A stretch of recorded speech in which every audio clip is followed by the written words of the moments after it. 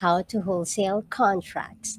For your questions, please type them in the chat box and that will be addressed after the presentation. To those who are in Facebook, please enter your questions in the comment section. Then later on, we will have a very short activity and we would like everyone to participate. And now, without further ado, here's our host, Mr. Yan Lam.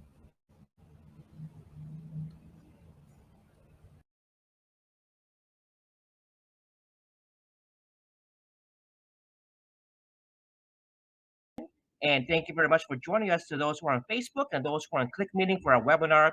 We do this once every single month on a second Wednesday. And tonight's topic is how to wholesale contracts, one of my favorites. For those who don't know me, my name is Jan. I have started real estate investing back in 2011, so over 11 years ago. I started out part-time, like most folks who are in middle-class America. I was still working a full-time job as an engineer and IT professional for the federal government as a contractor. Did this business part-time, and within 2.5 years, able to replace my full-time income, and now a stay-at-home parent and doing this full-time. Very blessed to have 5 beautiful children and really excited about growing the business with them. So that way, when one day I start retiring, I can pass this on to them so that way they can grow the legacy for generations to come. So tonight, guys, the reason why one of my favorite topics is wholesaling is because if you're brand spanking new tonight and you have never done real estate investing, you can start here completely risk free from when it comes to it from a capital perspective. The only thing that you'll be risking will be your time and your effort. All right. So let's go through what wholesaling is all about and what you need to be able to succeed. So let's start with the slides right now. Okay, so on the first slide here, the first thing you want to do is analyze. Okay, so last month we talked about how to qualify and how to negotiate with motivated sellers. Now, once in order to negotiate a good deal, you got to know what you're looking at and how to analyze it to get a target purchase price. Okay, so there's going to be some vital information that you will need, such as the number of bedrooms, number of bathrooms. You can look at these on public records. Every county and every city has public records on square footage, and number of bedrooms, and number of bathrooms on record in the public domain. So when you go on the public space to search the address, this information should pop up to include finished and unfinished square footage, and also looking at the address, obviously, and also the subdivision is in. You see if a house is located within a couple of blocks away from another house, but it's in a completely different subdivision or a completely different HOA, it could make a huge impact on the value of the property. Also, the year built, how old is it? Because that would dictate how much renovation most likely that you'll need. The lot size, the lot type. Is it on a quarter acre lot? Is it on a half acre lot? Is it on a full acre lot? And what kind of lot is it? Is it back to woods? Is it a cul-de-sac lot? Is it a corner lot? What kind of lot is it? So that way you can compare apples to apples to see what kind of value you can get for this house once it's renovated. Also, condition and similar comps. Okay.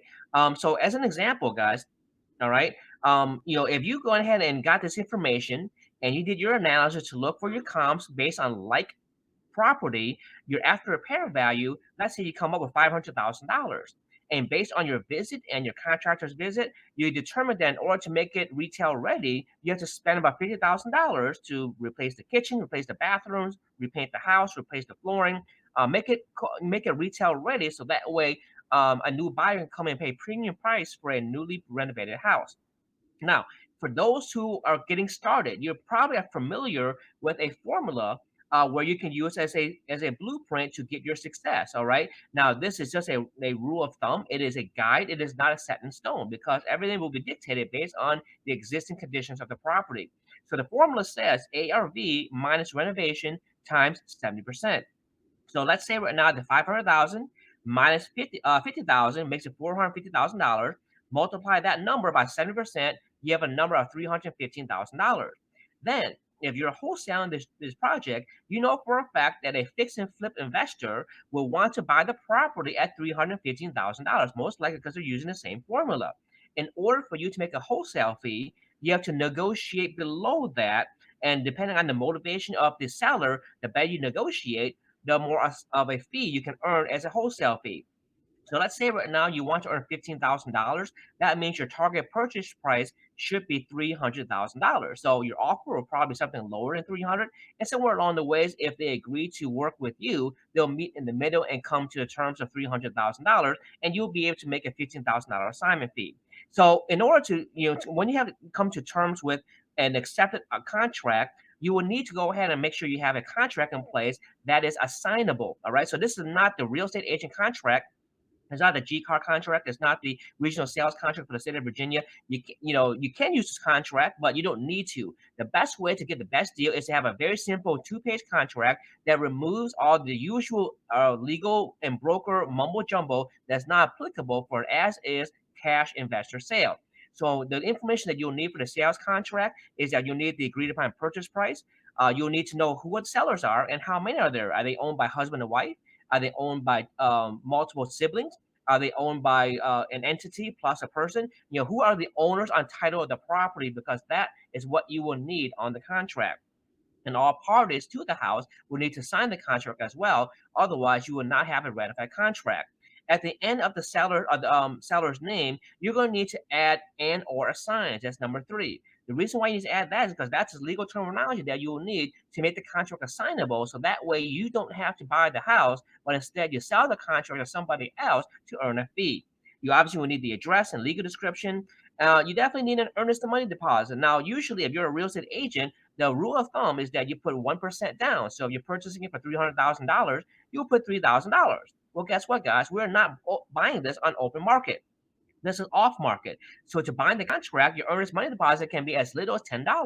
And I like to, not put too much money at risk, because why would you want to put some money into escrow and have it non-performing while you're waiting for this deal to sell or try to purchase the deal? You can put as little as $10 in there, and then you can now have a ratified contract. You obviously want to choose a title company that is investor friendly. They understand contract assignment.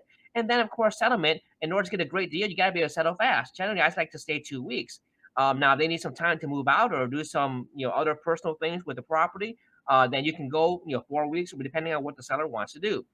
You definitely want to need a withdrawal clause as well, just in case things don't work out or you can't find an end buyer. You have that there just in case. And if you have to negotiate at the right price, you will have no problem selling the deal. But if you negotiate at the wrong price, you definitely want to have that withdrawal clause just in case the worst happen.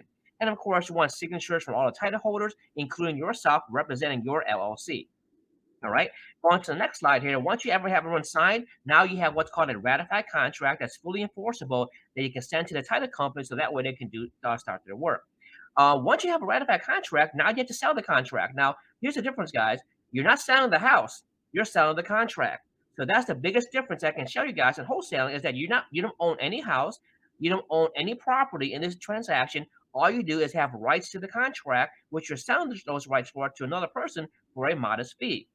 So in order to have someone to buy it, you need a list of buyers, people who are fix and flippers, builders, developers, those who are already experienced in doing what they do, and all they need is a lead and deal from you, because you negotiated it, you marketed for it, and it's usually pretty okay for them to be able to pay an assignment fee to you just to get that deal, because you did the legwork to get the deal already. All they're doing is buying it and then renovating it and then selling it. Okay. So in order to build your buyers list, you definitely want to be professional, present yourself well. You don't want to show yourself come across as an amateur, because fix and flip investors who are experienced with money in the bank don't want to work with an amateur, because now they feel like they're wasting their time having them to go through all the hoops and balances. Right. Then you want to attend networking events like us. Now, of course, we haven't done a real live networking event for a while, so it's hard to network with folks here on a webinar. But you definitely want to attend different events to where you meet other people and get to know what they do, and then hopefully you can sell them a deal. You want to do proper due diligence on the analysis. I can tell you guys, there have been so many deals that come across my desk where the wholesaler did a completely wrong analysis. And when they do the wrong analysis, have the wrong ARV, have the wrong renovation value, I personally, start not losing respect for them. I no longer take them for their word. They have lost their credibility with me, and the likelihood of them doing business with me in the future is very slim to none. So you definitely want to be correct on the spot, so that way people know what you're talking about. You also want to understand your buyer's criteria. Are they focused on Fairfax County? Are they focused on DC? Are they focused on Montgomery County? Where are they focused on, and what price range? So that way you know how to market to them once you have a deal. All right. Now you can spend years like us building a buyer's list, or you can work with us that we already have an existing buyer's list. All right. Now we ourselves are buyers, so you can market it to us. If you have a great deal that fits the formula, we'll buy it from you for an assignment fee. Or we have a list of over 1,000 end buyers, including our students we have trained in the last 6 or 7 years, who can look at your property to see if they're willing to buy it or not. We can be willing to do that with you. All right. So you have two options: work with us, all right, and get a fast response, or again, you can develop your own buyers network and then take time doing that. Okay. So when you sell the contract, all right, how do you sell it? Well, first of all, the end buyers need to take a look at the house to assess the repair needs. So they need to physically walk through the house. They come to the house, they go in, all right, and then they go out. And what you want to do, you schedule an open house time to where the house is vacant, where the owner is not there, and you have a whole slew of people come in within a 1 hour period to take a look at the property, and then you can go ahead and see who's interested in making an offer from there. All right. I tell you, the more crowded it is on your open house, the more likelihood you'll get an offer. So once you have a person who is willing to buy your house, you negotiate the end buyer price, you deal with that. Now you create what's called an assignment contract that's between you and the end buyer. This has nothing to do with the original seller or homeowner of the property. It has to do with you and the end buyer only. And once you execute the end buyer's contract, then your sales contract between you and the seller now moves from you to the actual fix and flip investor or the rehabber to where they now own the contract after paying the fee. Okay. So at settlement, here's how it's going to work. All right. You have the title company in the middle. You have the fix and flip investor on one side. You have the seller on one side. And then you have you, the wholesaler, on the other side. All right. So the rehabber is the one who's going to be sending money to the bank, whether it be through their own cash or through a hard money lender or through a traditional lender. They're bringing cash to the table through whatever means they can to buy the property. They send that money to the title company. All right. And once the transaction is done, the title company then disperses after all closing costs are paid for to the seller on their proceeds and to the wholesaler on their proceeds. All right. So what you have there is an exchange of money for the deal. And guess what? Once this is done, everyone's happy. No one is upset. Why? The fix and flip investor is happy because they have a new deal to work on to be able to develop and make a profit. The seller's happy because they got the proceeds that it was negotiated and they agreed upon. And they got rid of a problem house that they no longer wanted. And you're happy because you had an assignment fee for connecting the seller and the rehabber together for an assignment fee, and you had no risk to you because you didn't buy any property. All right. So the whole process, guys, is pretty straightforward to where you work with the seller, get a contract, then you sell the contract to an investor, you go to the title company, and everyone gets paid. All right. And it has a deal. So, what is a typical profit you should expect in the DC metropolitan area? And some people go to different shows and different gurus or different trainings and say that the average assignment fee is 5,000 or 10,000 or whatever thousand. Okay, well, I like to say in the DMV area, you should expect anywhere between a $10,000 assignment fee to a $100,000 assignment fee. Now, have I seen assignment fees outside that range? Absolutely. Okay. I've seen assignment fees as high as $300,000. And I've seen assignment fees as low as $5,000. Okay. But the typical average range should be anywhere between $10,000 and $100,000. All right.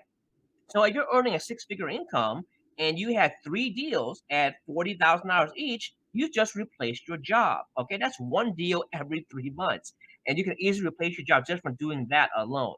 So how fast do you get paid on your assignment fee? Guess what? You don't have to wait for the house to be done being fixed and renovated. You get it immediately at closing when the fix and flip investor purchases the property. Okay, so it's fast. So now we're going through the theory on how everything works, and I want to go through some examples now. And I'm going to ask each one of you guys to participate in some of these exercises because I believe in participation really helps you guys get this much, much faster. Okay. So, so here's an example of a property that we personally did in Arlington, Virginia. All right. So it's a Cape Cod house with a garage. And by the way, the location of this property is in South Arlington, and having a garage on the street is actually very rare and is a lot of value. So here's what the house looks like. You have wood paneling. You have outdated kitchens, outdated bathrooms. All right. You take a look at the basement here. All right, the basement is actually only 6 feet tall, so I myself 5 foot 4 inches. If I can touch the ceiling, it is too low. So it's a very low ceiling. You can't finish the basement legally and have it as a living space. All right. So there's obviously a lot of work needs to be done. Now, how do we find this deal? Well, guess what? Someone from our network knew somebody who was a property manager of this house, and the property manager needed to sell it to somebody who would be willing to buy it as is and with cash because of all the problems with the property. So they introduced them to us. We were the wholesaler. Okay. We work directly with the motivated seller to negotiate a deal. So here's where the exercise comes in, okay? How much money should we offer for this property? Here's the numbers of the analysis based on what we came up with when we did this deal at that particular time. we came up with an ARV of $750,000. All right, the renovation cost to get it to that ARV would have been $90,000 to be able to redo the basement, redo the kitchens, install a new bathroom, and the tax assessed value at that time was $495,000. So my question to you guys is that how much money should we offer this deal? And I want you guys to participate here by entering what your guess would be in the chat tool right now. And while you're on Facebook, please go ahead and put that number into the Facebook comment section right now. And I'm gonna play some Jeopardy music while we're doing that, okay? So tax assessed value, $495, renovation, $90,000. ARV $750,000. What would be the appropriate price for you to offer for this particular deal if you were to wholesale it? Okay, so we have a couple of takers here. We have John Dow who put down $435,000. That's your desired profit. Okay, and then we have Raj Gada who is saying $400,000. Okay, and Mark C $425,000. Hey, you know what, guys? I love participation. All you guys are on the exact right track. Here's exactly what happened. Okay, our actual numbers. We originally offered $400,000. All right, we ratified at 425 after going back and forth. They originally wanted $525,000. Okay, so when we met in the middle, there's more towards our middle versus their middle. All right. Also, the EMD, we originally had $10. They wanted to increase to $1,000. Guess what? I didn't have a problem with that. Okay, from $10 to $1,000, not a big deal. And also, the contract was assignable. Okay, so when we did our open house and had a whole bunch of end buyers go through the house, our asking price was $475,000. We ratified with somebody for $470,000, and the only reason why we decreased our price by $5,000 was because this end buyer was willing to put up an earnest money deposit of $425,000. Now, what that means is that when you put a deposit that large into the escrow of a title company, if the end buyer does not perform, guess what happens? They lose the $425,000. That means it's almost guaranteed that they will close and not going to BS around and then not perform on the deal. Okay, so that's why we're willing to lose the $5,000 just for the fact that we have absolute certainty that this guy will not lose $425,000. So our wholesale fee for that one was $45,000. Okay, so here's a check, all right, from a title company for $46,000, and the reason why it's 46 is because we had the assignment fee of $45,000, plus we got the $1,000 earnest money deposit refunded to us at the end for a total of $46,000. When I did this deal, the total working time between me getting it to negotiating with the seller, doing the contract, doing the site visit, going back and forth was approximately 25 hours. All right, so 25 hours to make $45,000 is not a bad deal. If you can do a few of those per year, you can take off the rest of the year. Okay, so it's how you want to live your lifestyle can how you want you live it can dictate how you work your business. All right, so let me give you guys, it's just like similarly to last month where we provided lessons for each of these deals. Here's the biggest lesson for wholesaling for this particular deal. On deals where bump outs, pop tops, and additions are allowed, you can potentially get a builder to purchase it where there is a higher spread for them. But you always negotiate if you were renovating it with the existing footprint. So what I mean by that is that if the house is sit in the middle of the lot to where they're still far away from the property line, all right, and you know for a fact that Arlington County they require either a 25-foot setback rule or a 10-foot setback rule. If you have, as long as you have 10 foot of space in the backyard or whatever the rules are, you can build the house out to that point. So if you have a chance to build that out to that point, or do a pop top, or do a bump up or a bump out, that means there's going to be a higher spread on the fix and flip deal for someone who's a builder who's experienced and knows what they're doing. But you would negotiate that deal as if a fix and flip investor were only doing it in the existing footprint where there is no addition, there is no bump out, or there is no pop top. That gives you more leverage and more margin to where you negotiate it in that way. But if you find a builder who's willing to do a bump out, you most likely will have a huge assignment fee. All right. That's how people can get assignment fees of up to $100,000 or hundreds of thousands of dollars because they understand the zoning code, the building criteria, and know who to talk to be able to get the best possible spread. Okay. So that's a big lesson for that deal. And I hope you guys got that. All right. And so on this one, All right. So for those who are typing questions, we'll definitely address those questions afterwards. Okay, at the end of the presentation. So great questions. I appreciate you guys be sharing those thoughts, and we'll definitely address them later on. All right, so now let's go through an example of what we'll call a double close. A double close is a deal where you cannot assign the contract, most likely because the deal is either a foreclosure or is going to be sold via short sale. Because there's a lender involved, they do not allow assignments. So what you need to do is do what's called a double close. You literally buy the property for a short period of time, do nothing to it, and sell it to an end buyer who's willing to pay for it higher. No risk to you. All right. And in this lesson here, you would always want someone interested in a certain price before you even go to closing. So you sell the property before you buy it. All right. So that's the whole goal of a double close. Here's an example. Yes, we'll definitely show some more recent ones. Okay. So we will definitely show you guys. So here's an example of the in Southeast DC. The reason why I have these different examples is because each one has a particular lesson that I want you guys to learn from. All right. So here's this one. This one had a lot of foundation issues. Now, if you're a lender, when there's a structural or foundation issue, then you tend to be able to have the negotiation power to negotiate what's a better deal. Because most lenders don't want to deal with structural or foundation issues because they know for a fact that if they foreclose on it, it's going to be a big headache for them. So you want to take a lot of pictures of cracks in the brick, cracks in the foundation, all right, cracks everywhere, all right, whether they're structural or not. Just take pictures of every crack you can see, and the banks don't know any better, right? So here's the listing on the MOS. The list price here is 139. All right. Now this one was done in 2015, but here's how it all works. Okay. How much should we offer for this deal here? All right. The ARV is $400,000. The renovation is $85,000 when to get it back to code ready. All right. Based on these numbers over here, the tax assessed value being 218. How much should you offer for this particular house as a wholesaler, not a rehabber? Okay, as a wholesaler, how much should you offer? All right. And you guys can get 15 seconds, type in the chat tool, starting right now. All right. So remember, there's foundation issues. This is not the seller negotiating. This is the bank negotiating. Do you care how much money they lose? It's a bank. It's not a person. All right. So how much would you offer here in this case? Because most people don't really care how much the banks lose.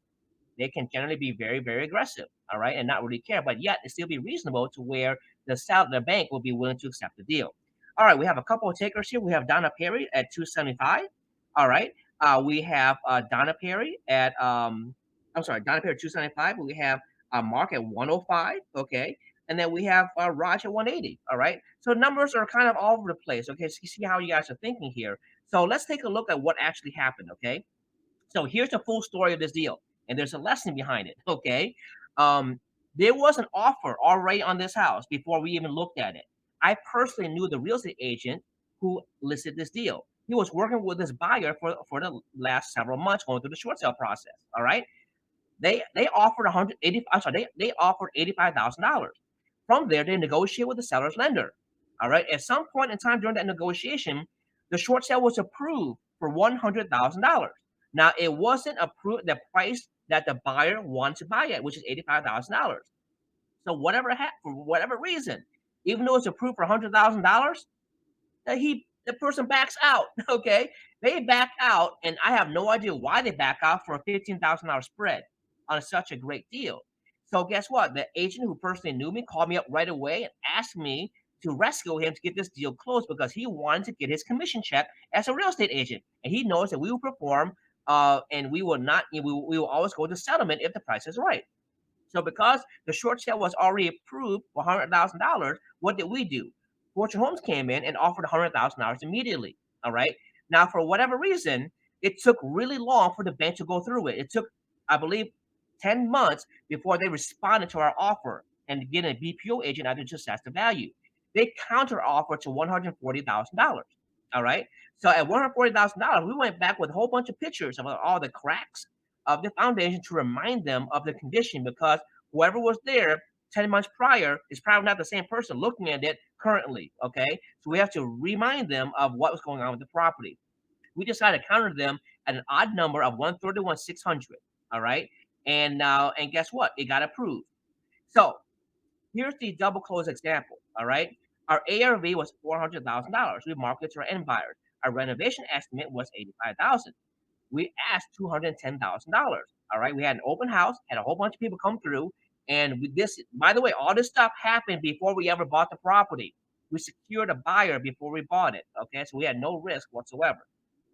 So here are the results on the tax record. All right, we purchased it for 131, and you can see exactly 30 days later we sold it for 215. So there was a 30-day clause because it's a short sale where we had to hold it for 30 days and then sell it thereafter. So how do we finance this? Well, our hard money lender has something called transactional funding, where they'll fund 100% of the deal as long as you already have an end buyer ratified, which we already did. So all we had to do was pay for closing costs and any points on the loan. And then, it wasn't much money out of pocket, but at the end of the day, we were able to close the deal at 215. So here are the numbers after closing costs. Okay. So we were required to put in $1,000 deposit, and then the closing was $231. So we brought in $1,200 to the table. Well, we sold for 215, and after all the closing costs, we had to pay off the loan. Then the net proceeds was $72,000 after all expenses were paid. So roughly $70,000 in the deal where we had to do a double close. So it took almost a year to complete this deal. But was it worth the wait? And I would say absolutely yes. Okay, definitely absolute the wait. So the lesson behind this is that even today in 2022, there are a lot of amateur real estate investors out there. A lot. Don't be one of them, okay? Get educated, and associate yourself with experienced investors like the folks here in this meetup, so that way you don't miss an opportunity like this. Just imagine had that investor accepted $100,000, his spread would have been huge. All right. Now, of course, the market did change in that 10-month span, but it didn't change that much to warrant him backing out of $100,000 acceptance of a short sale approval. All right. It would have been a great deal for him, but for some reason they were scared or they just didn't understand the marketplace. And also, some people, Southeast DC, for those who live in this area, is one of the rougher neighborhoods. Maybe they're afraid there was a rough neighborhood. I don't know. Okay, but I'll tell you guys, whether the neighborhood is rough or not, houses still sell. Okay, people still buy houses. So regardless of the crime rate or whatever's going on, you can definitely take that into consideration. Okay. All right. So let's go ahead and go on to the next deal as an example. All right, here's an example that was done a little bit more recently. All right, this was done by one of our students who attended our boot camp prior to COVID.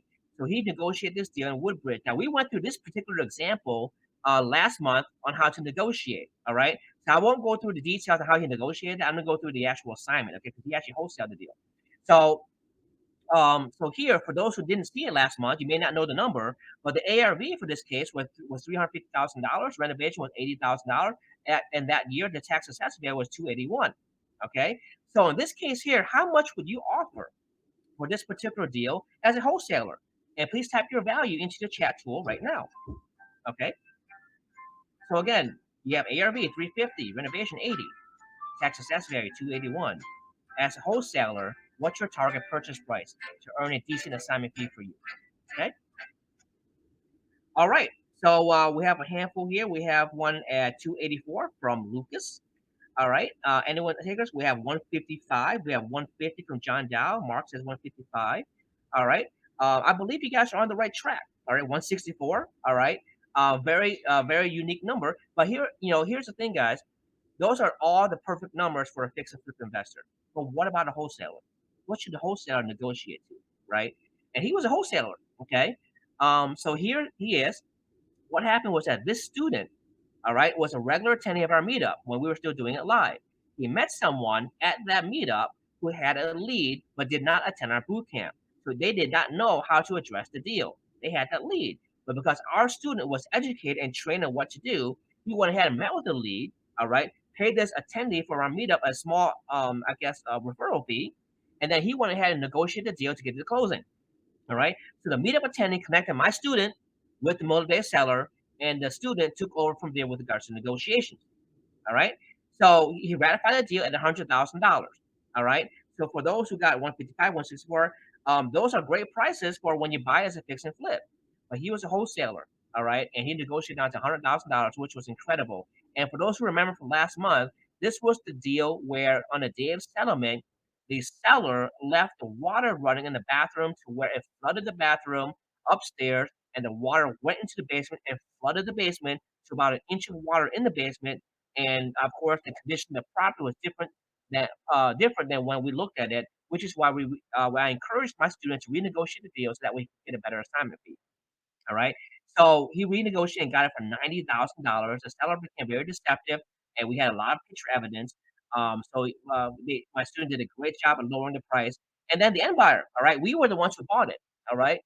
We paid 155 for it. So those who recommended 155, that was an incredible deal for a fix and flipper. So this student made $65,000. All right. So this one was done, I believe, in 2019 before COVID. Okay, so there's a lot of other deals, guys. I mean, we did one recently in November, in DC. All right, I don't have the examples here. I didn't have the pictures here, but it's the same thing. It's nothing different.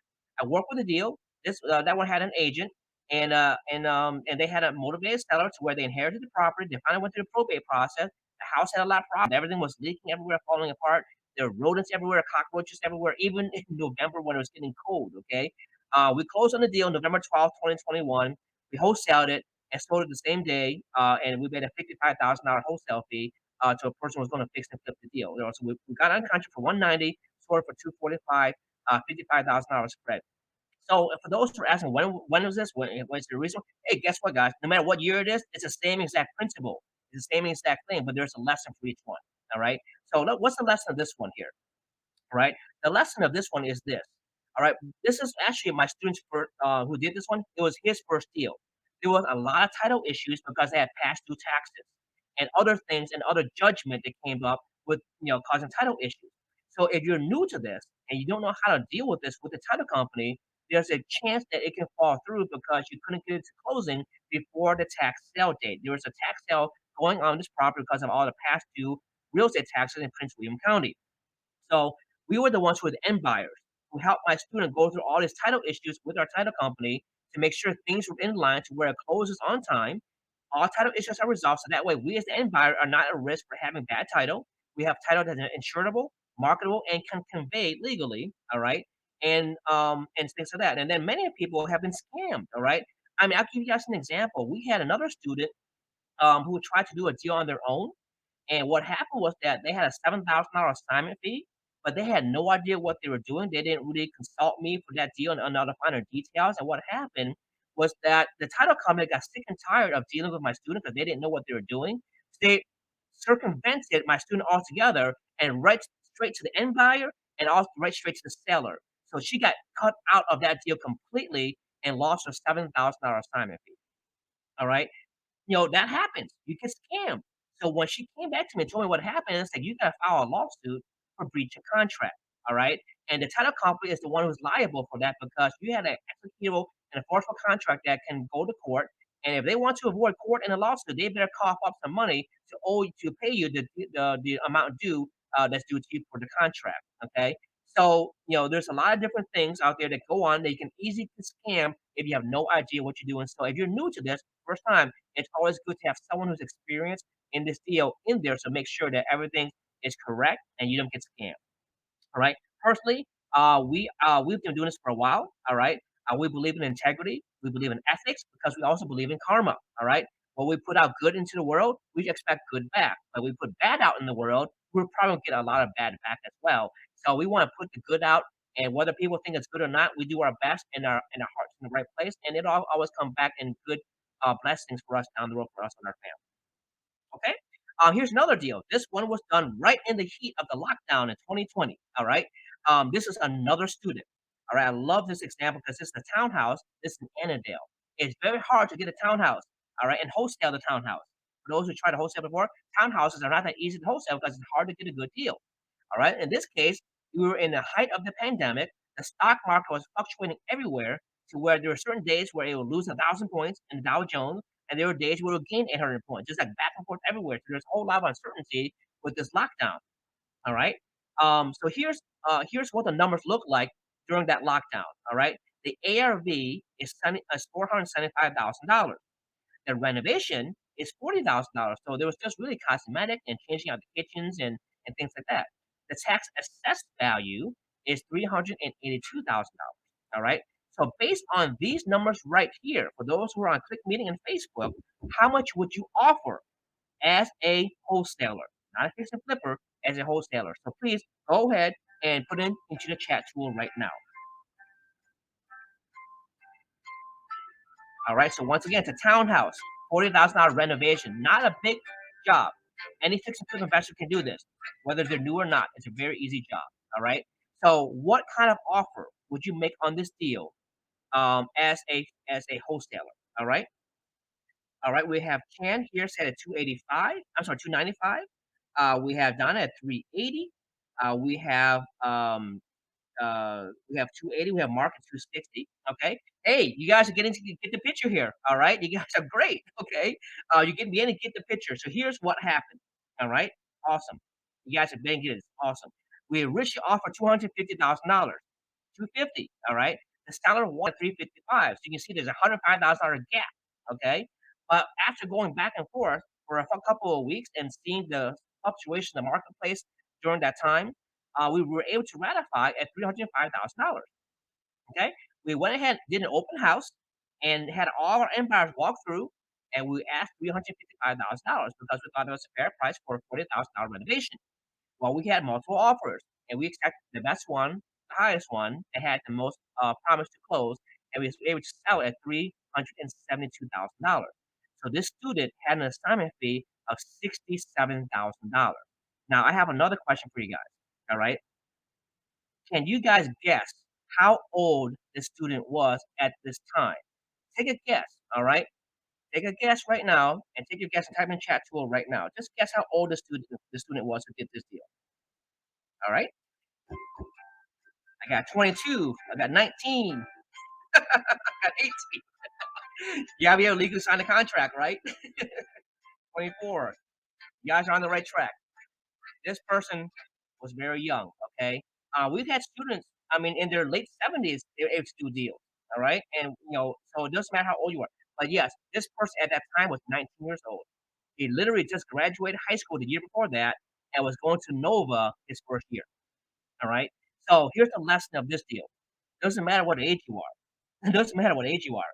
This can be done by anyone who has the legal right to sign a contract. So in other words, 18 or older. Okay, anyone can do this, and there really should be no excuses whatsoever. I mean, was going to school at the time. He's still going to school just because he believes in finishing his college education, but he's still doing real estate on a part-time basis, knowing what he knows and realizing the stuff that he's learning in school sometimes is a little different than what they learn in real life when it comes to business. Okay, so that's a lesson for wholesale. So if you've been trying this for a while, ask yourself, what's wrong? What's going wrong? Are you really doing the right things, or are you doing enough of it to be able to get these deals? All right. Remember, as long as you're resourceful, you'll be able to solve any problem given to you. And you have to ask yourself, are you a problem solver or a problem maker?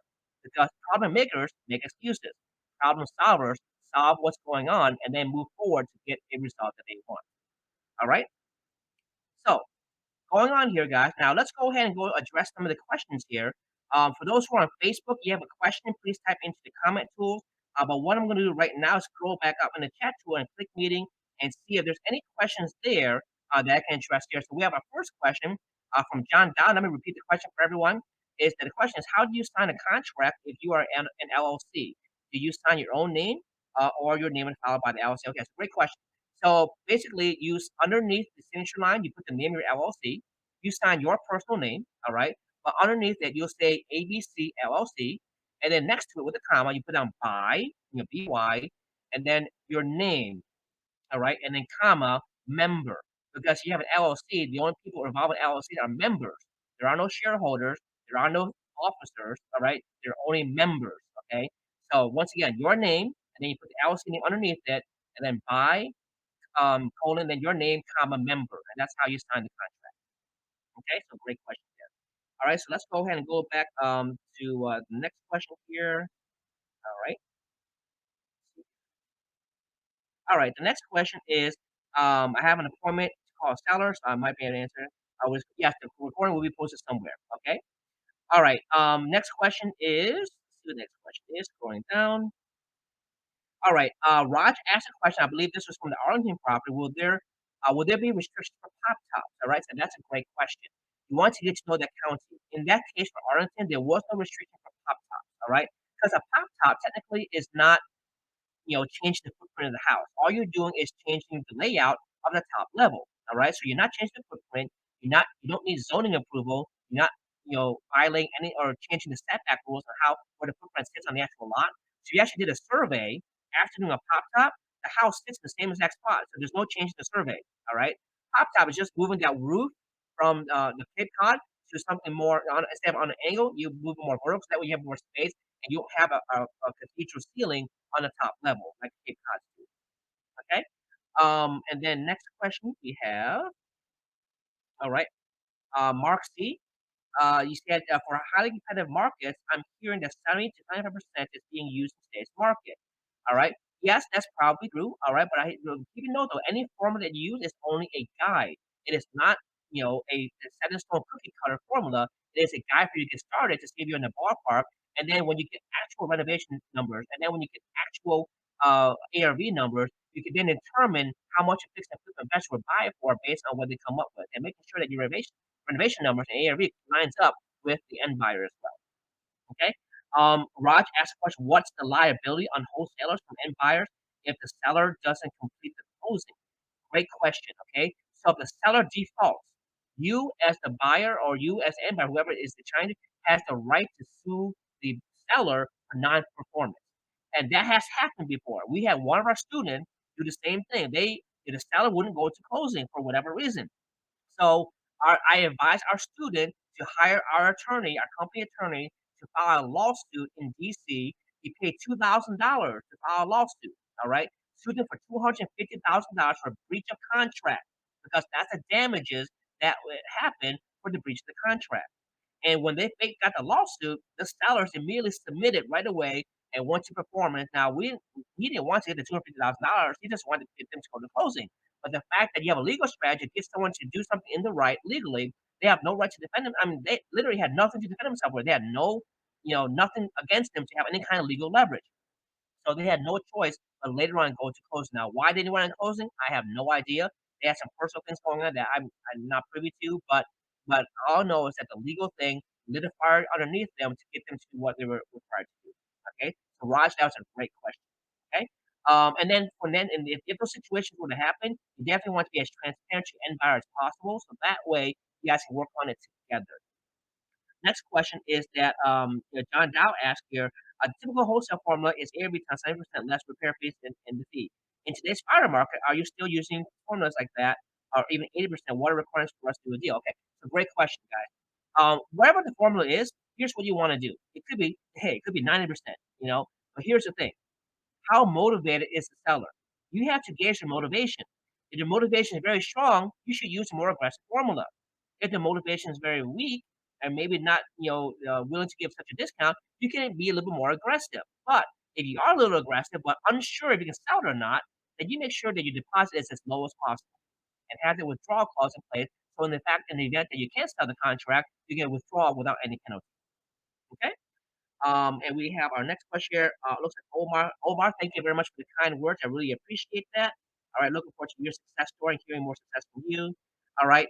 Donna asked, is it difficult to get townhouses to wholesale? The answer is yes. More so than single family. And the reason why is because in Northern Virginia, as an example, townhouses were generally built in the 70s and later. The newer the house, the harder it is to get a good deal out of it. The older the house, the more likely it is for you to get a better deal because the older the house, most likely have outdated foundation, they have cast iron piping, they have plumbing that's outdated, that's not in today's standards. They have asbestos tiles or things that were done back then that were acceptable, but it's not acceptable today. So there's more work that needs to be done, which allows you to get more negotiating room to negotiate. But it's not impossible to get a townhouse, or it's not impossible to get a deal that's built in 2000 or later. It's just unlikely because of the situation. Now we've done deals that was built, in 2011, 2003. But the thing is that the seller is very motivated, and there was a lot of problems with the property, which is why we got the deal. Okay, but again, those are far and few in between. It's more difficult, more challenging, but not impossible. Okay. Next question is John Dow. What is the best way to estimate repairs without a contractor? I have some charts and so forth. Okay, great question. Well, guess what? Month number 5 in May, we're going to go through that in detail on how you can estimate a renovation right there in the comfort of your home in the DMV local marketplace. Okay, so I can't do that now because it's going to take time, but that trend will cover all those synopsis right there. So definitely don't miss the May meetup. Okay. All right, Omar asked, what photos would you want to have to calculate the renovation? Great question. You definitely want to take a picture of the hot water heater, the HVAC, the electrical panel. Now, why the electrical panel? Because that right there will tell you if you need to do a heavy up or not to be able to install essential air. If it's on a fuse box with only 100 amps or maybe 50 amps or something like that, you can't install central air in a microwave in the house. So you got to have a 150 or 200 amp panel with a bigger power line to the power company, so that way you can power the central air unit plus plus the microwave. Okay. Now, why do you want to take a picture of the furnace and all that? Because you want to know if it's an oil furnace, a propane furnace, is it a heat pump, is it a gas heater? What kind of unit is it? Is it central air? All right. Is there a central air in place? So you want to know what kind of things in it. Is it outdated or whatnot? Even if it's a newer boiler system, you still got to replace the boiler system to today's standard to where it's a heat pump or something that people can control easily with very low maintenance. Okay. Um, you also want to take a picture of the hardwood, the bathrooms, the kitchens, the roofing. You have access to the attic, take pictures of that as well.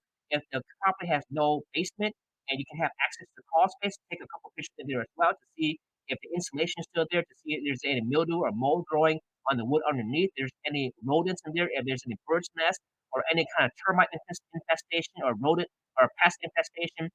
Those things are very important, okay?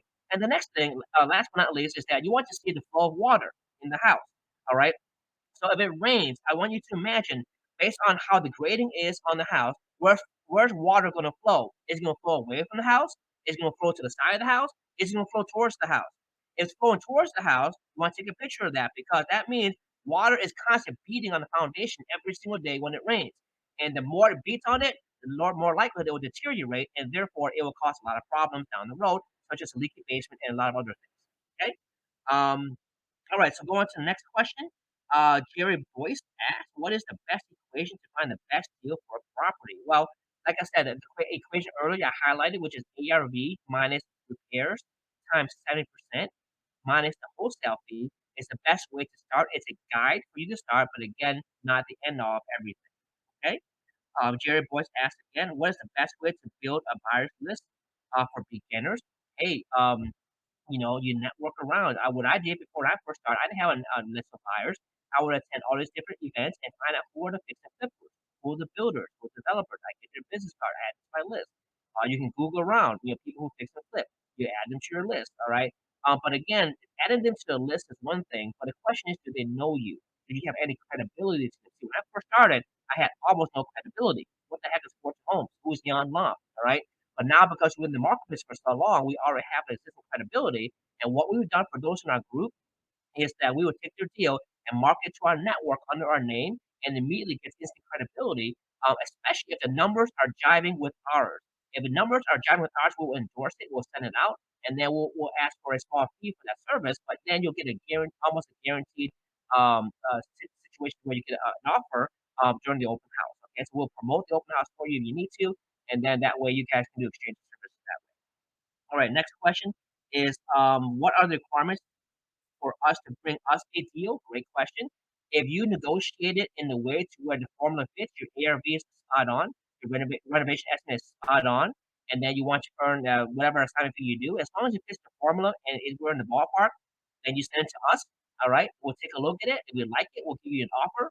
But I would encourage you guys, and even if you're in the middle of negotiating it and you haven't had it ratified yet, we're not going to circumvent you. All right, what you can do is say, "Hey, Nyan, I'm thinking about selling this for da da da. Would you be willing to buy at this price?" And I'll say yes or no, or I'll give you a number that you can look at. So that way, if your negotiated number is higher than that, you can work on it a little bit better. But if your negotiated number is already below my offer price, then you're already in great shape. You're already guaranteed money, and you can potentially negotiate just a little bit further so that we can increase your assignment. Okay. What investor friendly title companies are you using in the DMV? I love District Title. They're one of our sponsors. So you go to our meetup page, I believe meetup.com/grid Gainesville. You'll see a section that says sponsor. Look for District Title and you'll see the contact information on there. I believe the email address is fht@districttitle.com. And when you email them, ask them for introduce yourself, let them know you're part of our group, the Fortune Home Group, and you can go ahead and start the transaction that way. You can build a relationship with them before you have a deal, so that way you get to know them, what they need, and go from there. All right. Omar asked a question: do you have specific types of property? Do you target specific types of property? The DMV seems to be oversaturated. Me, I target any property. I generally do not do condos. But for townhouses, everything that's what we consider fee simple to where the house sits on land and you own the land, then we'll do that. So single family homes, duplexes, triplexes, quadplexes, townhouses. Occasionally we'll look at the condo, but rarely do we ever do one because of condo fees and everything make it a little bit more difficult to navigate, and people don't want to manage that. But again, if the condo has a great deal, great numbers, hey, we're all for that. But if it's marginal, then most people will probably say, I'm going to pass on the condo and go on to something else, like a single family house. Okay. All right. So I believe those are all the questions there. If there are not any questions on Facebook, I believe we can conclude the questions here. But what I want to do now, guys, is I'm really excited about this group here because ever since the lockdown and COVID, we've done so many different things to adjust to a changing marketplace, and we do that not only for our benefit, but we also think about the benefit of the group, the benefit of our students as well. One of our challenges was getting access to building materials at affordable prices and have a reasonable delivery time. I mean, some places take months to deliver lumber. Some people take, Lowe's or Home Depot, they take forever to deliver custom made windows. All right, things of that sort. So what we've done here is that we created just a couple weeks ago a new company to distribute building materials to people who do this and have access to it at really really good rates that we have access to. We found a premier cabinetry. All right.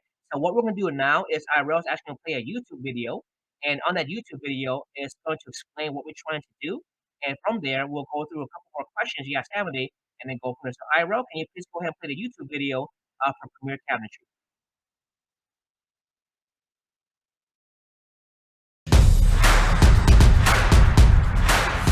Hello, my name is Nhan Lam, and I'm the founder of Fortune Homes. We are excited to announce that we've started a brand new division called Fortune Homes Premier Cabinetry. Our goal is to reverse the inflationary effects of building materials to general contractors, investors, developers, and also apartment owners. The reason why is because in the last several years, with increased prices in lumber, wood, and other materials, we have seen way too many investors get priced out of the marketplace and fail because of these challenges. We want to overcome those challenges by giving you access to materials just like this here for your kitchens and your bathrooms without any middlemen in between. What does this do for you? It gives you access to materials at much more affordable prices, while at the same time getting access to our consultants for design services and other things, so that way you can create a kitchen that's unique and has a strong competitive edge in that neighborhood. To get a quote for your kitchen, contact us at sales@premiercabinetry.us, and one of our representatives will come back to you with a quote as soon as possible.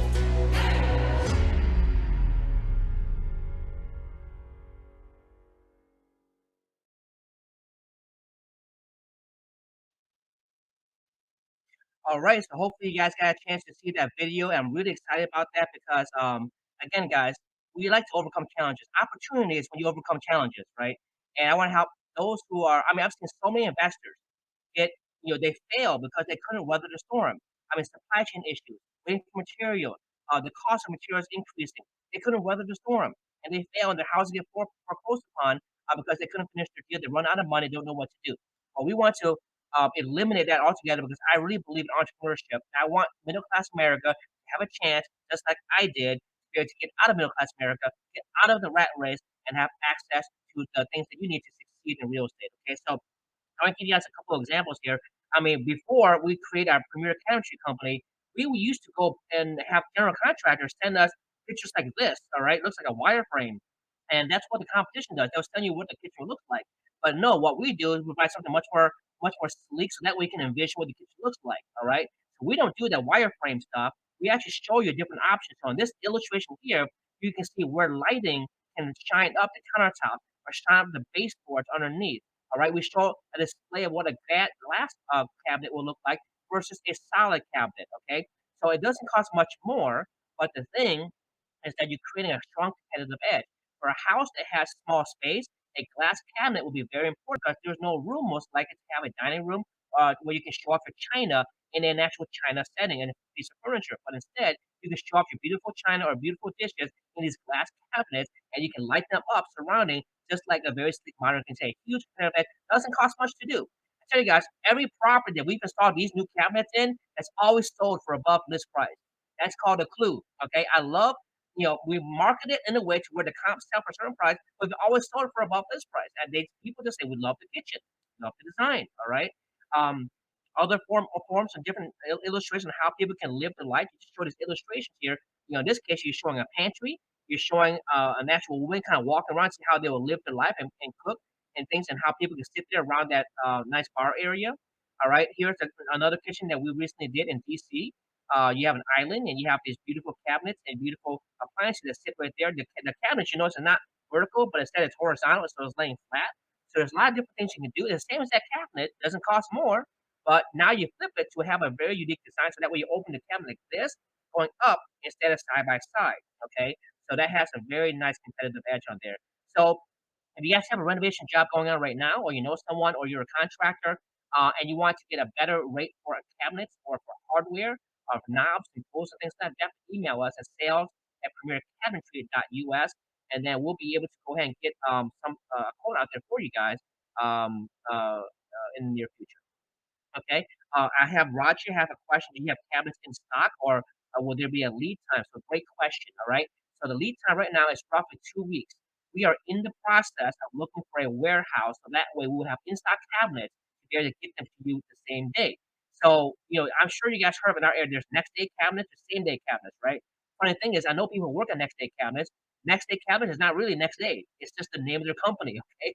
So what we're trying to do is have a warehouse where you have in stock stuff, and you can literally pick it up right there on that day once you order it. Okay, so in the next 6 to 9 months or so, we will secure a warehouse where we'll have these things in stock and in the better prices, and then you'll be able to get them right there on the spot. But for now, if you can order, let's say today, there is roughly a 2 week lead time to where it would drop ship to your project site for you guys to install. Okay, and then we also have a construction crew to help you with the install as well, or you can have your own crew or your own GC do the install for you once materials get in. Okay. The next question from Chan is, what is the common method of marketing to pick up wholesale deals? Great question. I mean, the fastest way, if you're going to new, is what we call warm market and referral. Ask everyone you know. Do you know anyone who needs to sell their house in the next 90 days? Just ask. And then what you do is you get those leads, you call them, you pre-qualify them to see if they're motivated or not, to see if there's problems with the property. That's the fastest way to do it when you're starting off. Now, once you burn out your people that you know, and now you gotta start doing push marketing. You can do Google ads, you can do bandit signs, you can do a whole bunch of things. But if you really push your referrals and go from one person to another and do the same to that person, and then get that person to refer to 5 more people, you'll never run out of leads doing it that way. Most of our leads, that's half of it, comes from people that we know, people that we've done business with. They send it to us. All right. The other half is the push marketing, to where we've done Google ads, Facebook ads, or different things to get leads coming into us. Okay. So great question. Now, the other question, John, yeah, tonight here, when you said go to the meetup page, tell a company, the website is meetup.com/grid Gainesville. Or what you can do is Google grid, GRID, and then Gainesville. And the meetup site will come up, and you'll see all of our sponsors there, just show district title in there to be able to help you with your needs. So there's contact information there, person's name, person's phone number, and everything. All right, Marcy asked a question. Do you have a way to send this to other states? Great question. Yes, we are servicing the cabinets and hardware materials in all 48 mainland states. So we don't service Hawaii or Puerto Rico or Alaska yet. But the 48 states in the mainland, we can service. And they can drop ship anywhere in the mainland U.S. Okay, so great question. All right. So if there are no other questions, we'll proceed on. But I'll tell you guys, I'm really excited with everything. And going from there. Okay, so going to the next slide here. All right, next month we're going to have another exciting event. Now, I do have a scheduled conflict on the second Wednesday, so next month it will be the only time in the year where I'll be doing the meetup at the first Wednesday of the month on April 6th. Okay, so make sure you click on the red button above where it says register here, so that we can RSVP to that event and secure your spot right away. Our topic next month will be building your real estate dream team. Okay, and you can also RSVP by going to our website at nhanlamacademy.com, click on the events and free training. You can register there as well. And with that, guys, I want you guys, we have a Facebook page, facebook.com/Nhan Lam ACA. And on there, this video will be on there in case you guys want to review it and you guys want to use it as reference down the road. But if you guys can, I encourage you guys, and IRL will send you the link here on the chat tool shortly, facebook.com/Nhan Lam ACA. You click on that. Be sure to like that video, like the page, share the video, share that page, so that way others can see what you've seen and they can benefit the same way you have as well. So with that, thank you very much for joining us on this meeting tonight. We look forward to seeing you guys next month on April 6th. God bless and have a great night.